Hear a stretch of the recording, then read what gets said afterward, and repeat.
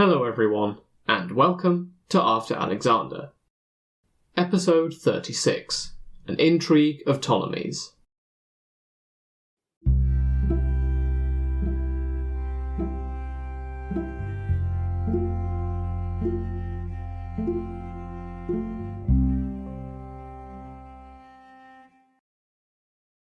Today, we're going to be tackling a topic connected to the inheritance plans of Ptolemy II, as introduced back in episode 27. At the time, I noted that the narrative in which Ptolemy II made his nephew Ptolemy of Telmessus his heir was only one version of the story. In this version, he was made heir to Egypt at the expense of Ptolemy's 3 children by his first wife Arsinoe I, but lost this position after rebelling against the crown 8 years later. Ptolemy II then had his children posthumously adopted by his sister wife Arsinoe II in order to re-legitimise them and bring them back into the line of succession. However, there are in point of fact several candidates for the identity of this Ptolemaic prince, as well as different versions of the story. So, let's start exploring. 2.5 years after the death of Arsinoe II in July 269 BCE, a new ruler pops up alongside Ptolemy II in the historical records, and promptly disappears again in the early 250s. Now, who this ruler was has proved problematic. The first hypothesis states that this new Ptolemy is the son of Ptolemy II and his sister wife Arsinoe II. However, this contradicts the Scholiast, which supposedly states that the marriage was childless. A more modern source also backs this up, reasoning that Arsinoe II would have been almost, if not fully, past the age when she could have had children by the time she married Ptolemy II. The second hypothesis is that this new co-monarch is Ptolemy of Telmessus, the son of Lysimachus and Arsinoe II. However, a counter-argument holds that it would have been unlikely that such an abnormal event, the heir to Lysimachus becoming the heir to Egypt, would have been missed by the ancient authors, and we apparently don't really see it anywhere. Added to that, Ptolemy II, who himself had experienced fighting rivals over the throne, has been argued to be unlikely to have destabilised Egypt in a similar fashion by making his adopted stepson heir above his own children, which would also rule out an illegitimate son such as Ptolemy Andromachu.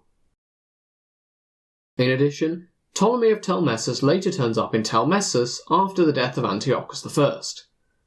One of my sources thinks it is difficult to believe that Ptolemy II would undo his adoption of his stepson after a rebellion, only to then put him in Anatolia where he could potentially pose a threat. Finally, if Arsinoe II had really attempted to make Ptolemy of Telmessus king, thus cheating the future Ptolemy III out of his inheritance, it is supposedly unlikely he would have thought of her favourably enough to still officially call himself the child of the brother and sister gods, or Ptolemy II and Arsinoe II. Third, this new ruler might have been the future Ptolemy III himself. However, multiple sources dismiss this, given that Ptolemy III dated his reign from November 247 BCE onwards, and not 267. Finally, we come to the hypothesis that this co-monarch is the eldest son of Ptolemy II and Arsinoe I, and an elder full brother of Ptolemy III, who I'm going to refer to as Ptolemy the Younger to distinguish him from all the other Ptolemies flying around this episode. Arsinoe I and Ptolemy II were married for a sufficiently long time for there to be an elder brother who later disappears. To give an arbitrary example of this, if Ptolemy the Younger had been born in the late 280s at the start of the marriage, let's say 283 for the sake of argument, he would have been about 16 by the time he shows up in the records in 267 BCE. Obviously, this is just an arbitrary date and thus an arbitrary age as an example, but this line of reasoning does align with the scholarly argument against a son by Arsinoe II taking the throne, given that they would still have been a child and thus unlikely to be promoted. In addition, the co-king represented with Ptolemy II on the Mendes Stele is supposed to be undeniably an adult. Again, this would seem to align with the benchmark birth date I picked above. Anyway, this elder son, who had apparently been co-king since 267 BCE, may have been placed in Ephesus in 260 BCE to give him some independent experience of governing, with Ptolemy of Telmessus installed in Telmessus in the region of Lycia at about the same time, notably near his father's old dominions. However, there is disagreement about this installation in my various sources. Alternative versions hold that the Ptolemaic prince in question may have arrived in Ephesus as part of a tour of the provinces, or else after Egypt got hold of Ephesus during the course of the Second Syrian War. However, in this last version, the prince in question is Ptolemy Andromachu rather than Ptolemy the Younger. So, why would this co-king then have disappeared? We'll explore this in more detail next episode, but the Ptolemaic prince installed in Ephesus rose up in revolt in cooperation with a man called Timarchus, who will also get a bit more of an explanation next time.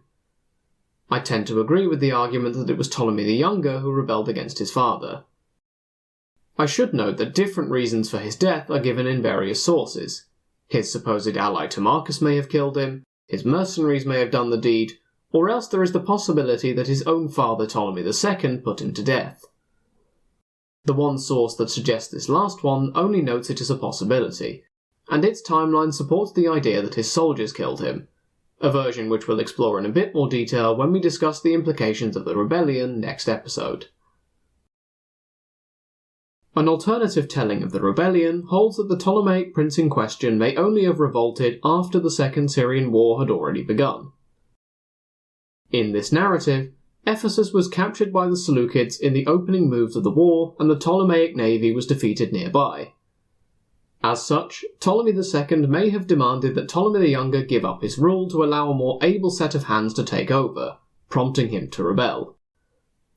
It has been argued that the reason why the Scholiast only mentions 3 legitimate children of Ptolemy II as opposed to 4 is that after his rebellion, the elder son would have been erased from the historical record. So, to summarise all of that, the hypothesis that Ptolemy of Telmessus briefly became co-king of Egypt before losing it all after rebelling is only one hypothesis among many.